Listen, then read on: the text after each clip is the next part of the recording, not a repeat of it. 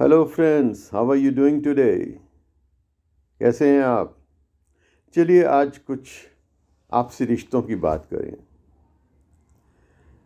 वो एक बहुत प्यारा एक गज़ल का बंद मुझे याद आ रहा है। मुमकिन है सफ़र हो आसान,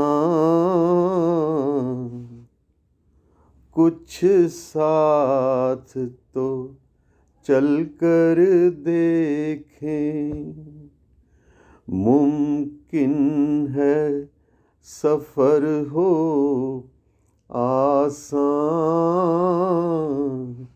कुछ साथ तो चल कर देखें।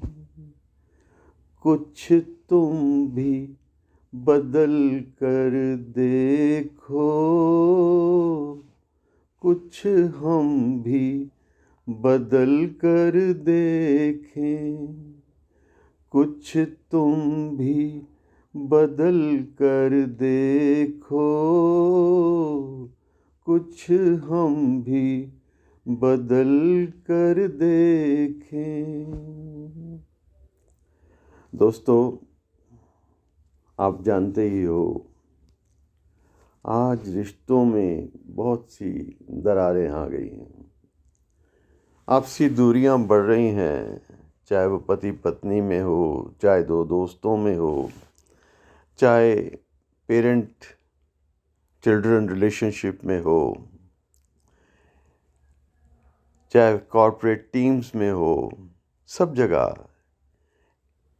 इस बिखराव की वजह से एक स्ट्रेस डेवलप हो रहा है। और अगर हम इसके रूट कॉज में जाएं तो हमें देखेंगे हम कि behind all the conflicts and every conflict, the root cause is me first attitude. मैं ठीक हूँ। सो इस अपने आप को ठीक साबित करने के जद्दोजहद में दूसरे को हम दबाने की कोशिश करते हैं और यहाँ से टकराव शुरू होता है।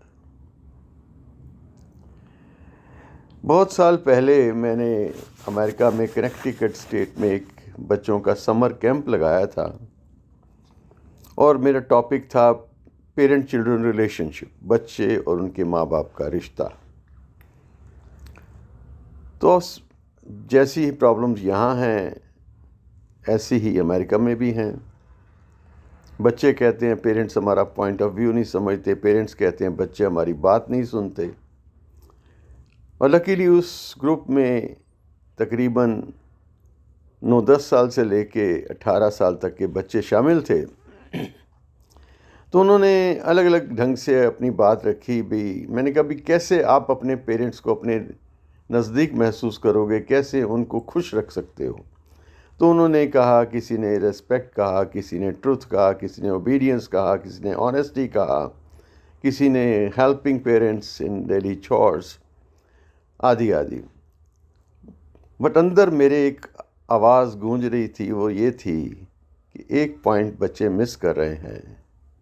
वो ये है, appreciating the importance of other in your life.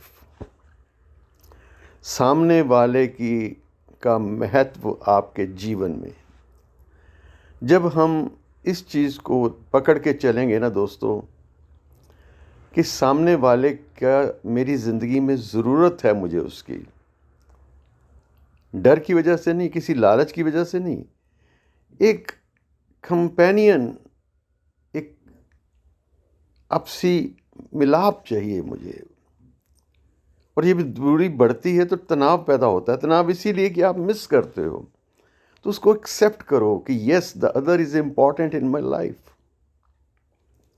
जब आप इस भावना को लेके चलेंगे तो दो चीज़ें आपके मन में आएंगी। एक होगा कॉम्प्रोमाइज़, एक होगा सेक्रीफाइस।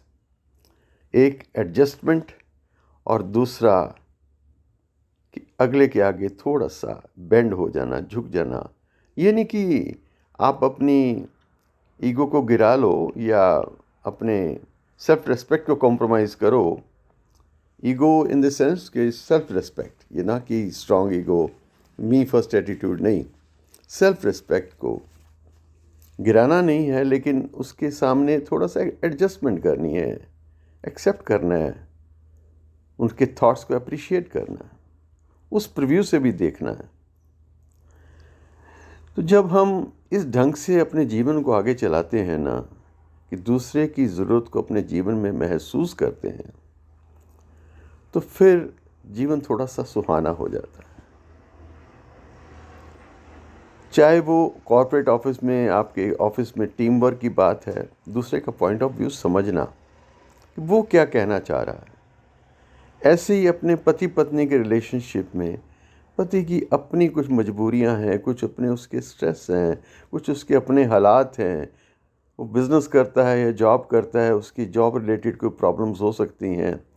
तो पत्नी हर टाइम ये क्रिप करे कि नहीं, मेरी बात सुनो, आप मेरी बात नहीं मानते। और ऐसे ही पति को भी देखना पड़ेगा, भी पत्नी मेरी जो है दिन भर या काम पे जाती है या घर के काम करती है या बच्चे को संभालती है।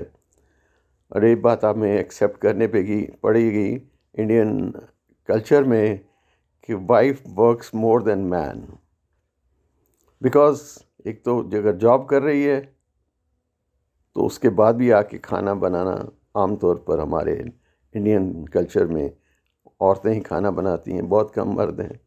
बच्चे भी, बच्चों के जो छोटे छोटे काम हैं वो भी मदर देखती है। और अगर कहीं बच्चा पढ़ाई में पीछे रह जाए तो फिर पति, please don't mind, I am also a husband, so वो यही कहता है कि तुम बच्चों पे ध्यान नहीं देती, आदि आदि। बट नहीं, यहाँ हमें एक दूसरे को अप्रिशिएट करना है, उसकी एक लिमिटेशंस को समझना है। जब इस ढंग से हम जीवन को आगे चलाएंगे ना दोस्तों, तो देखेंगे हर रिश्ते में एक सीमेंट, हमारा जो गैप आ रहा था वो सीमेंट हो रहा है, और लाइफ और कितनी ब्यूटीफुल, इतनी महक उठेगी आपकी ज़िंदगी कि बस आप भी कह उठेंगे, सुहाना सफ़र और ये मौसम हसी, सुहाना सफ़र और ये मौसम हसी, हमें डर है हम खो न जाएं कहीं। इन शब्दों के साथ, yes, one thing more I want to share with you, इसी रिलेशनशिप को लेके, बिकॉज़ ये जो रिलेशनशिप खाली हस्बैंड वाइफ का नहीं, तो दोस्तों का नहीं, खाली कॉर्पोरेट ऑफिस का नहीं, बच्चों का भी बहुत बड़ा रोल है रिलेशनशिप में। और बच्चे जो साइलेंट सफ़रर्स हैं, अगर घर में डिस्कॉर्ड है तो बच्चों पे उसका बहुत बुरा असर पड़ता है, उनकी परफॉर्मेंस पे, उनकी स्टडीज़ पे। और टीचर्स कई बार नहीं जानते कि बच्चा किस वजह से पढ़ाई पे कंसंट्रेट नहीं कर पाता, तो अननेसेसरीली पेरेंट और चाइल्ड में भी आपस में, और टीचर और चाइल्ड में भी आपस में एक डिस्टेंस बन जाता है, एक रूडनेस आ जाती है, एक हेट्रेड आ जाता है। तो मैं ये चाहता हूँ, और इसी आशय को लेकर हमने एक वर्कशॉप डिज़ाइन की है। आगे भी बहुत सी वर्कशॉप्स हमने इस टॉपिक पे की हैं, पर और अब इस दफ़े थोड़ा इंटेंसिव वर्कशॉप में करना चाहता हूँ। उसके लिए मुझे आपका सहयोग भी चाहिए, आपकी गुड विशेस भी चाहिए।